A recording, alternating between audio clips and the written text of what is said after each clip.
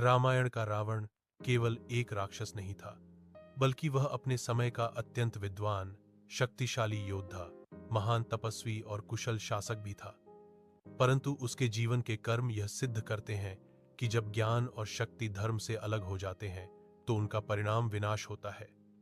रावण ने अपने जीवन में अनेक कार्य किए, कुछ प्रशंसनीय और बहुत से निंदनीय। इन्हीं कर्मों के कारण वह इतिहास में एक महान परंतु पतित पात्र के रूप में जाना गया। रावण का जन्म और प्रारंभिक जीवन। रावण का जन्म महर्षि विश्रवा और कैकेसी के यहाँ हुआ। महर्षि विश्रवा ब्रह्मर्षि पुलस्त्य के पुत्र थे और वेद शास्त्रों के महान ज्ञाता थे। कैकेसी राक्षस कुल की कन्या थी। इस कारण रावण में ब्राह्मण का ज्ञान और राक्षस की उग्रता दोनों का संगम था। बचपन से ही रावण तीव्र बुद्धि वाला, पराक्रमी, स्वाभिमानी, परंतु अत्यधिक घमंडी था।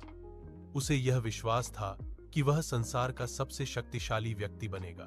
रावण की तपस्या और वरदान। युवावस्था में रावण ने अपार शक्ति पाने के लिए भगवान ब्रह्मा की कठोर तपस्या की। उसकी तपस्या इतनी कठिन थी कि उसने वर्षों तक बिना अन्न जल के साधना की, अपने सिर काट कर यज्ञ में अर्पित किए।